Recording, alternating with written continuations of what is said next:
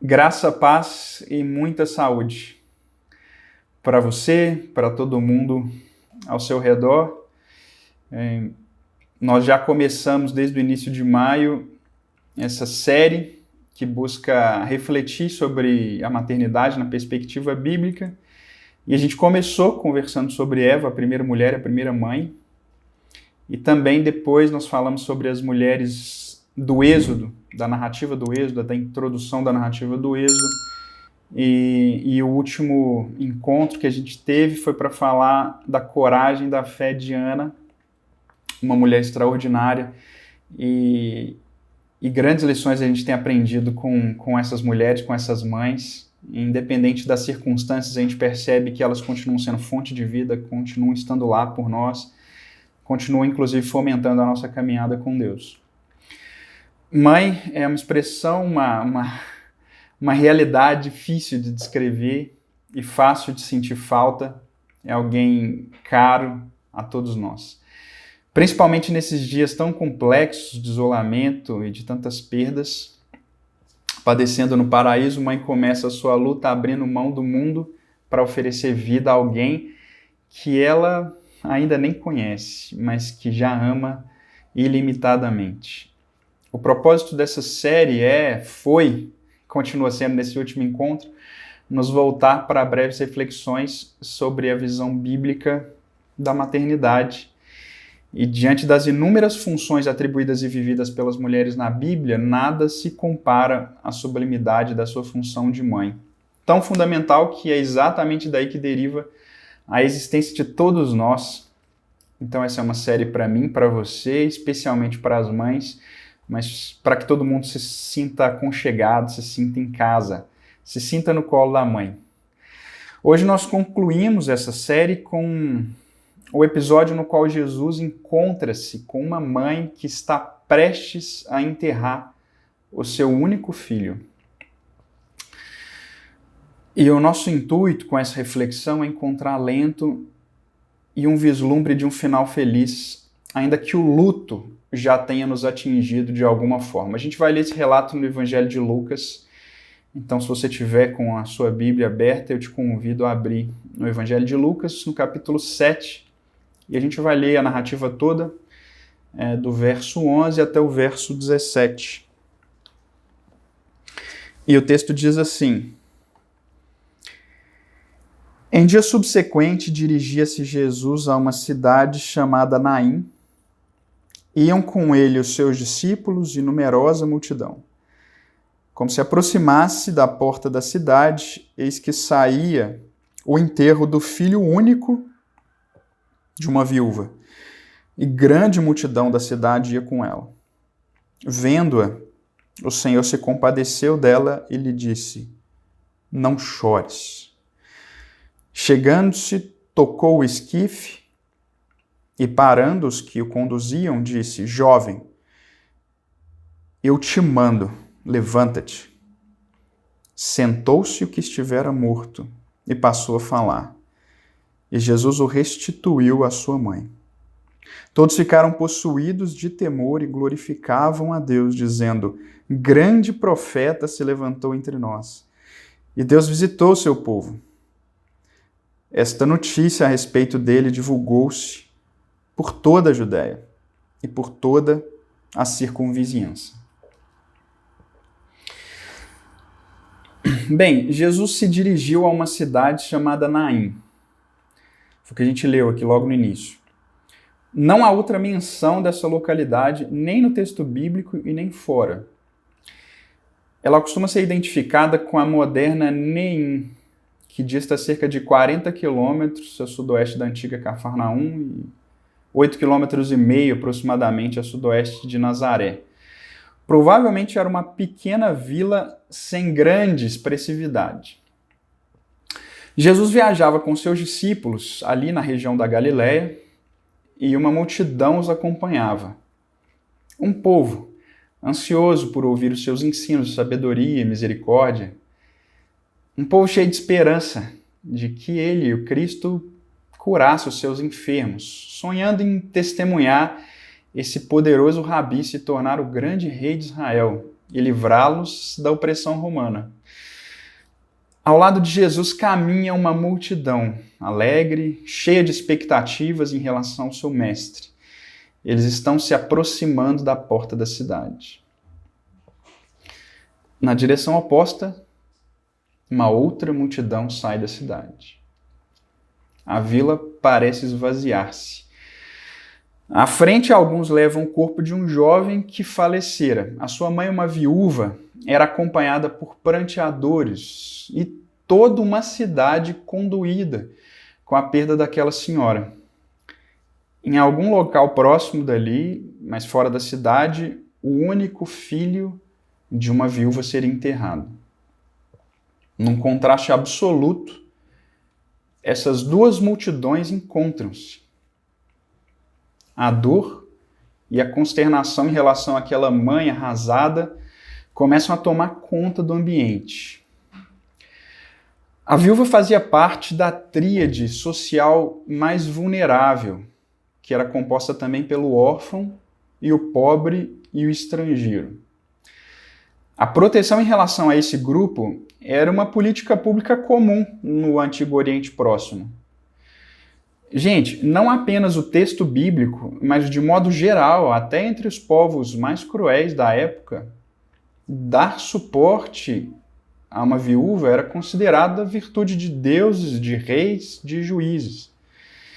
Leis no Antigo Oriente Próximo visavam prover para a viúva as condições suficientes para que ela tivesse uma vida digna. Na Bíblia hebraica, no Antigo Testamento, oprimir órfãos e viúvas era proibido. Você pode encontrar isso, por exemplo, em Êxodo 22, versos 20 a 23. A proteção deles estava ligada ao Supremo Juiz, Yahweh, o Senhor. Está lá em Deuteronômio capítulo 10, verso 18.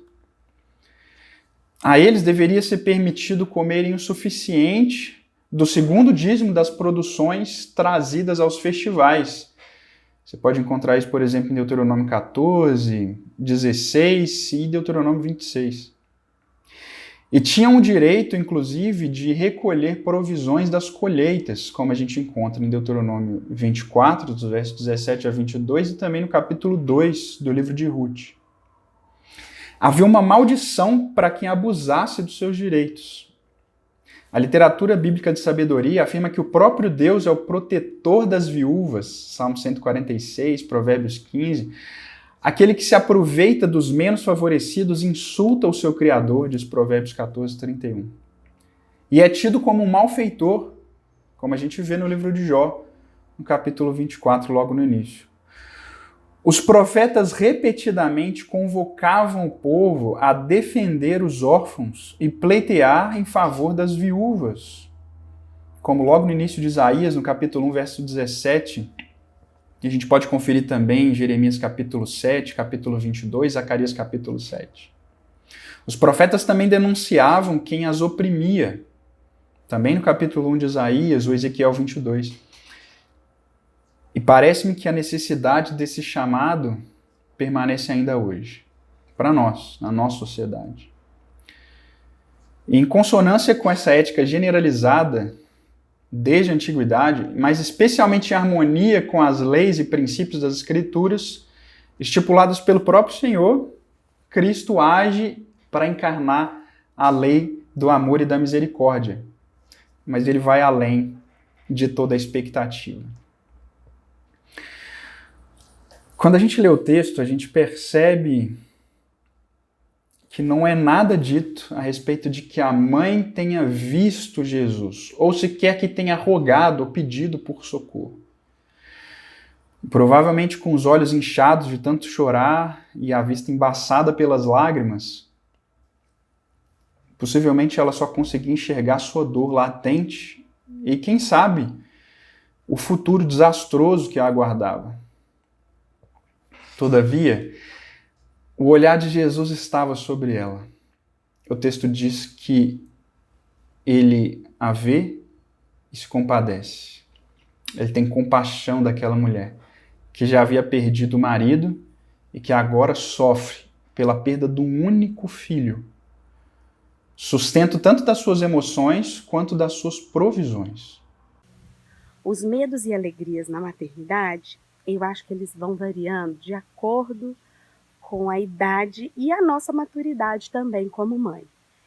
Eu já tive medo de não ter leite suficiente para dar para o meu bebê e já tive alegria de quase morrer de tanta alegria de ouvir um mamãe. Essas coisas mudam tanto que hoje eu acho que eu não tenho, né? Nem essa alegria às vezes de ouvir um mamãe, às vezes dá assim, ai, podia ouvir menos um mamãe.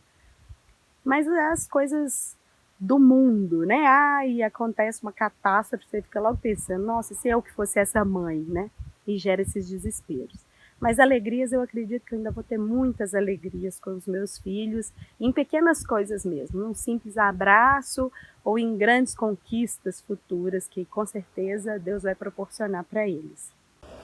Medo de não dar conta da tarefa, medo de que aconteça alguma coisa ruim.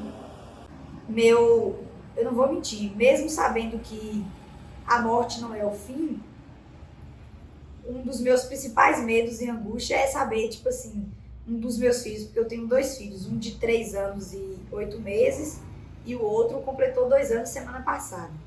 O meu maior medo é que eles morram. Eu não nego mesmo, porque me dá uma angústia de ver os meus filhos doentes. E a primeira coisa que eu imagino se Deus o livre e guarde, eles morram. Eu não sei como que eu me sentiria, como que eu reagiria diante dessa situação. Jesus caminha em direção a Naim, aproxima-se da porta da cidade e achega-se até aquela procissão pesarosa para encontrar uma mãe. Olhar em seus olhos e dizer: não chore. Só alguém, não apenas com profunda compaixão, mas com autoridade para reverter o quadro, teria a ousadia de convidar uma mãe viúva, enlutada, a interromper o seu choro. Você teria coragem de dizer a mesma coisa? A simpatia do Salvador foi muito além do que um tapinha nas costas. Ele estava a ponto de transformar o pranto daquela mãe em festa. A proposta para que ela parasse de chorar precisava ser mesmo naquele momento. Afinal, logo em seguida, ela dificilmente conseguiria conter as lágrimas de alegria. Depois que Jesus se aproximou da mãe enlutada, ele achega-se agora ao filho morto. Ele toca o esquife, uma espécie de caixão aberto, onde repousava o corpo do falecido. Normalmente ficava envolvido ali num pano de linho.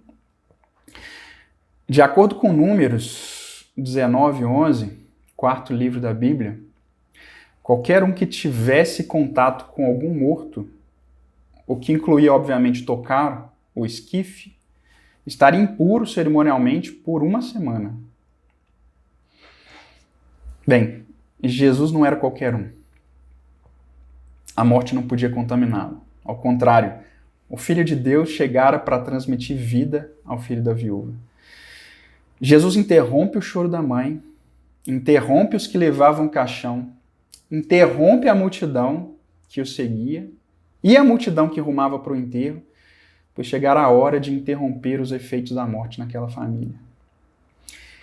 Em alto e bom som, Jesus se dirige ao morto e diz: jovem, eu te mando, levanta-te.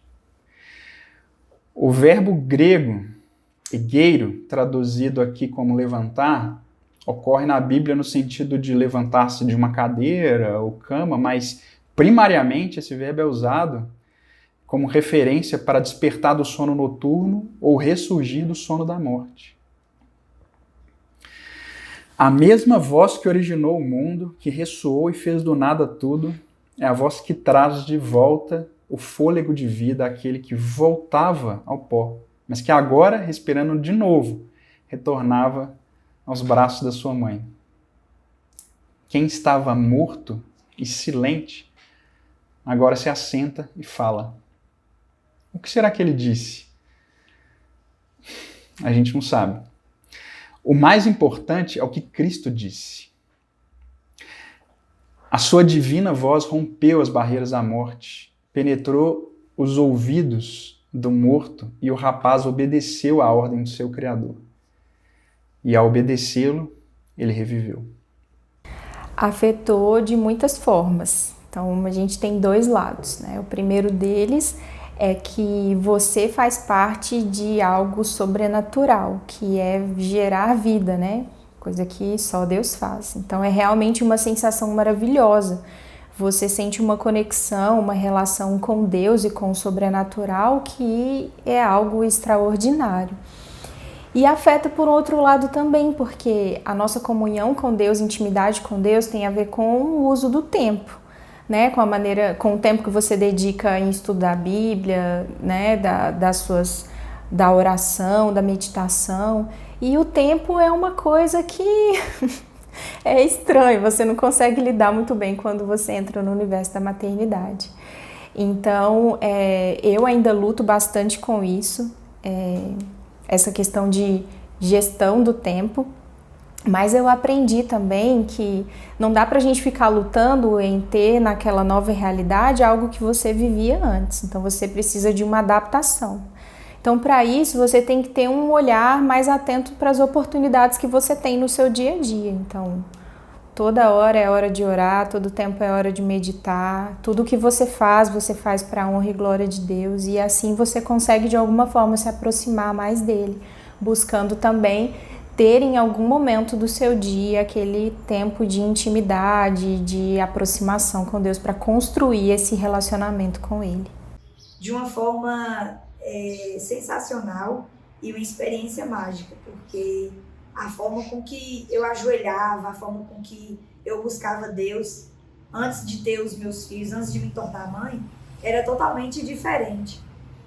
Hoje eu vejo, se antes eu já vi que eu tinha necessidade de ter um relacionamento com Deus, ser mais próxima, obedecer os mandamentos, seguir o que estava escrito na Bíblia, hoje faz todo sentido, porque eu vejo que Deus me deu uma responsabilidade muito grande. Então, eu creio e tenho isso na minha rotina, na criação dos meninos, que os meninos foram um presente de Deus e que Deus não me deu eles, Deus me emprestou. Eu sei que um dia Deus, na volta de Jesus, ele vai me cobrar, né? Ele não vai me pedir bens no qual eu juntei, não vai me pedir diploma, não vai me pedir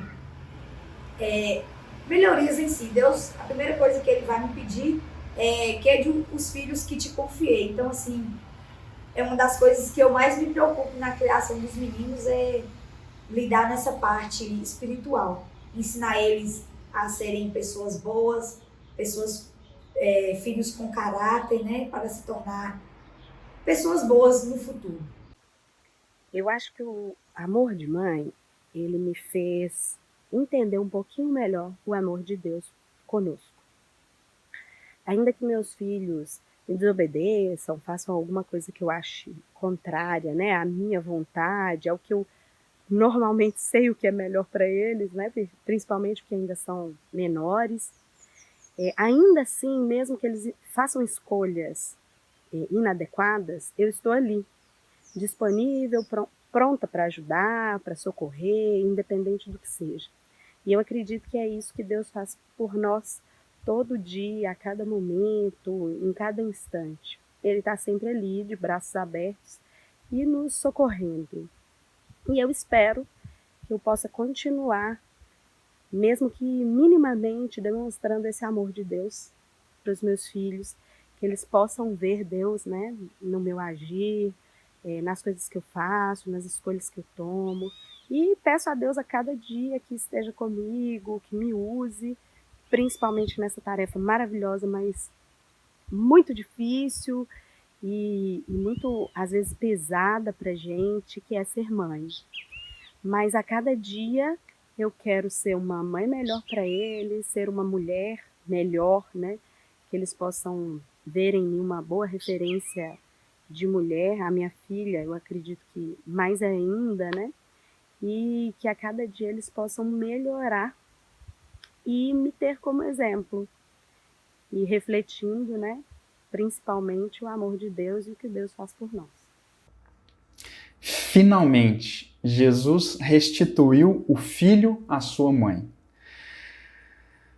Você consegue imaginar esse abraço? Você consegue se colocar naquela cena? Pensar naquela mulher que tinha perdido o esposo, que tinha perdido o único filho, e agora vê ele levantar-se e falar, e ser restituído aos seus braços, através das mãos de Jesus.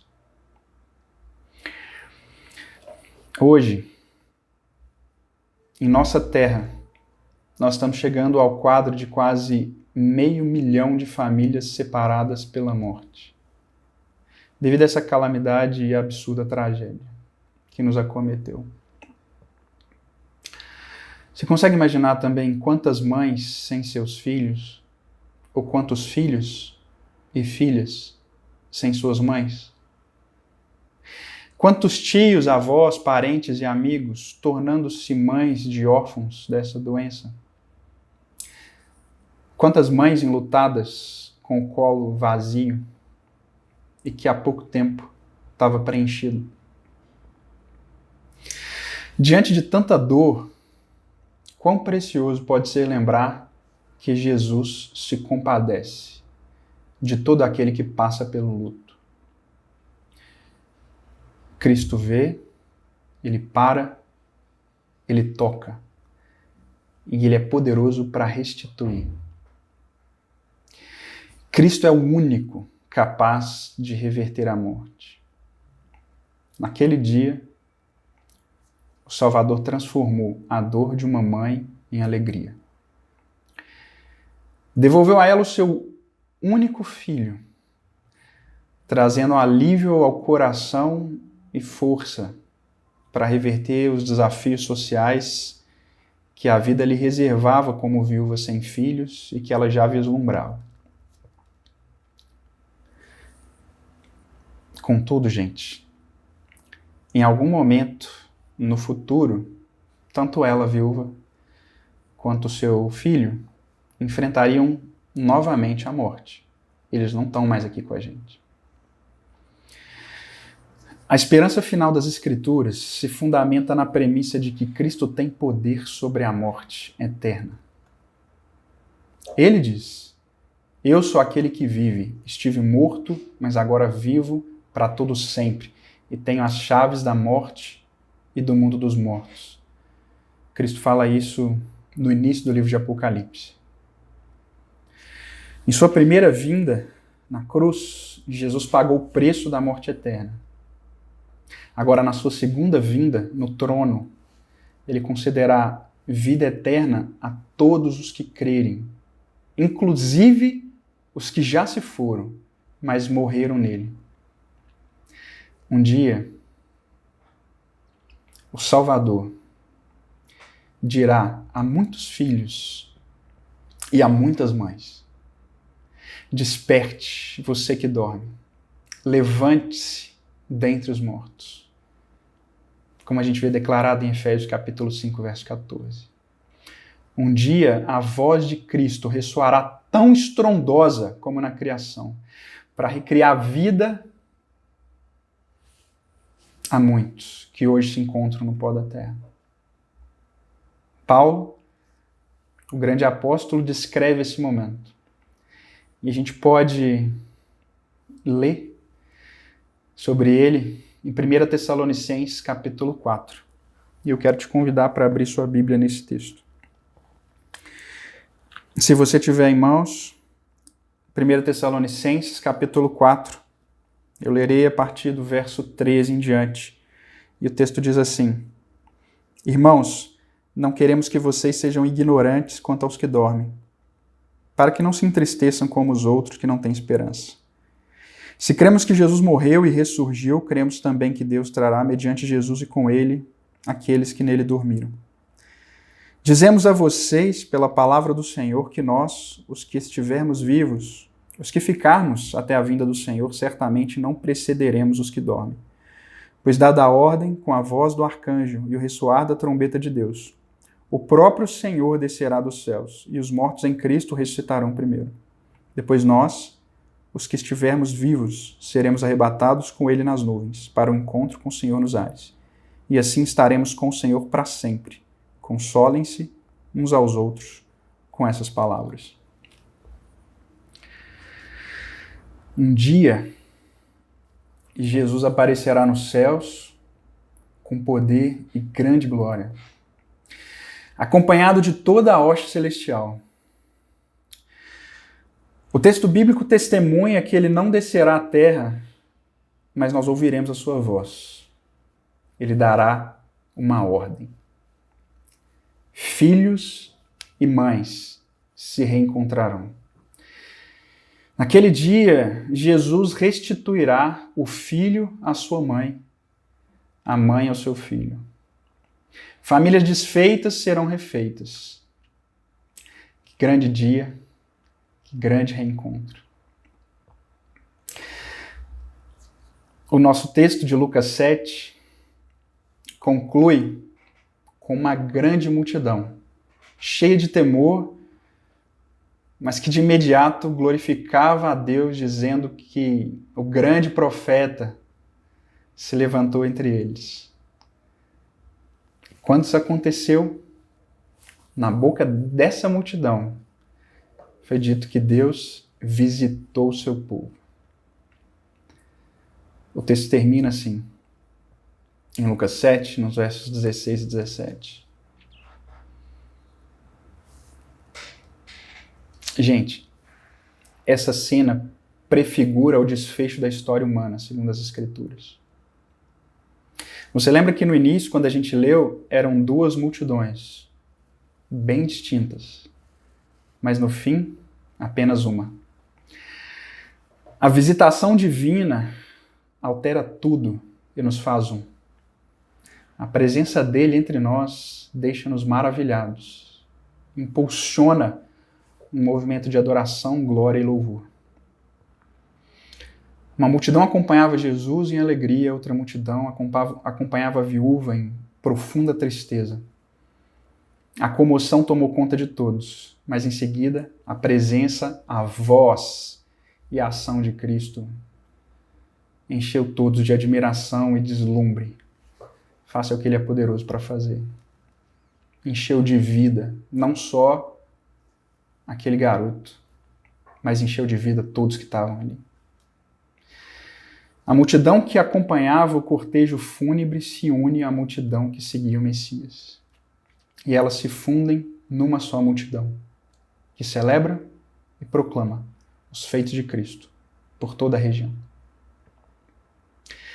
Da mesma forma, um dia, gente de toda a tribo, de toda a língua, de toda a raça, de todo o povo, serão reunidas ao redor do Rei Jesus para se alegrar eternamente por tudo que ele é e por tudo que ele faz. Um dia haverá paz e unidade entre as pessoas. Um dia não haverá mais crianças palestinas nem soldados israelenses mortos. Um dia não haverá mais mães sem oxigênio e filhos sem leitos de hospital. Um dia não haverá mais nacionalismo, não haverá mais teorias de conspiração nem disputas partidárias. Um dia não estaremos mais sujeitos a governos de morte. Não seremos mais oprimidos por desmandos autoritários. Nem ficaremos à deriva pelo desprezo egoísta de poderosos inescrupulosos.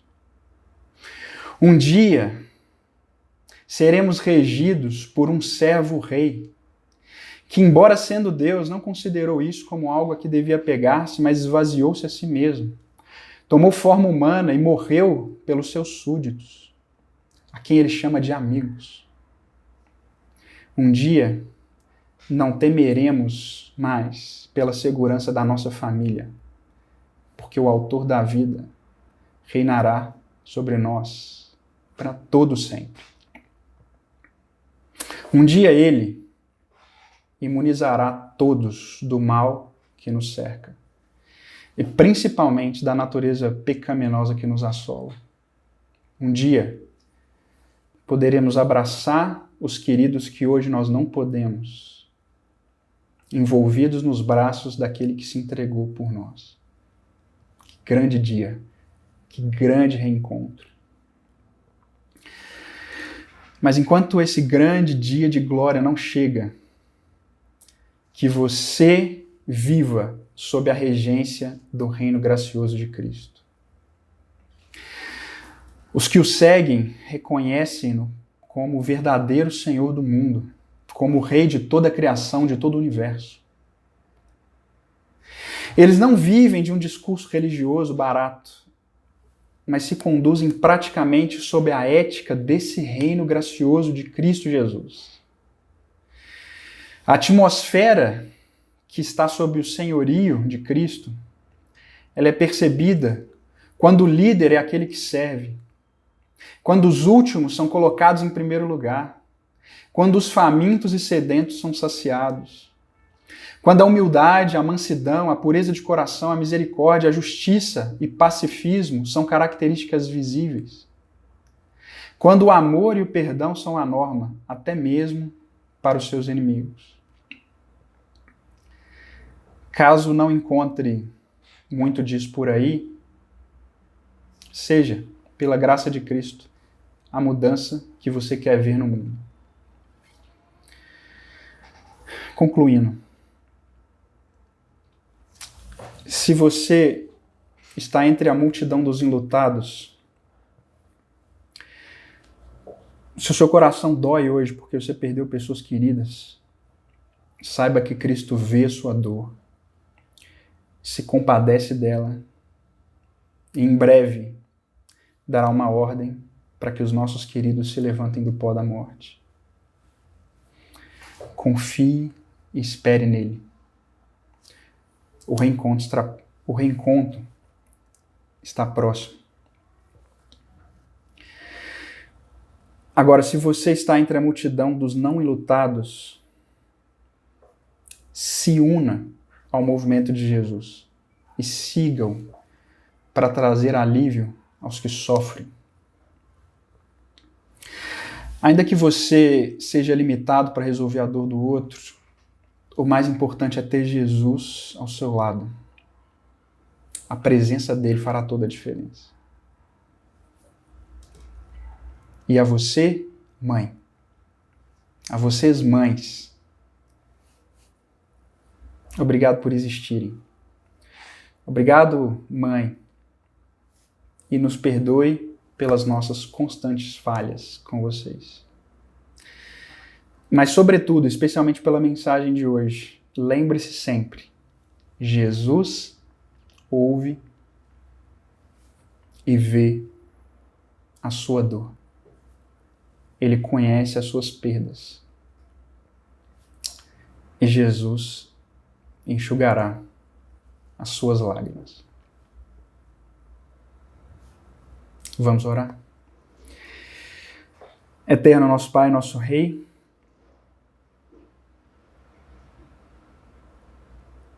envia, por favor, a paz e o consolo que só o Teu Filho pode dar àqueles que estão enlutados e sofrem.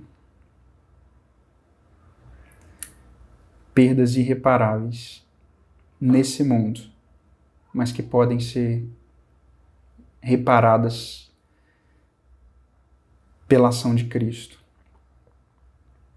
E Pai, nos carrega a todos como uma multidão que pode ser instrumento para levar esperança, alívio e consolo a quem precisa e que está perto de nós. Abençoa de maneira muito, muito especial todas as mães. A minha mãe, a Clarice, minha esposa, que é mãe, mas a todas as mães que estão ouvindo essa mensagem e aquelas que nunca irão ouvir, mas que estão sob o teu olhar de amor, de graça e misericórdia. E o Senhor as abençoe, as guarde, as enche de alegria e que em breve enxugue delas todas as lágrimas. Eu te peço essas bênçãos em nome de Jesus. Amém.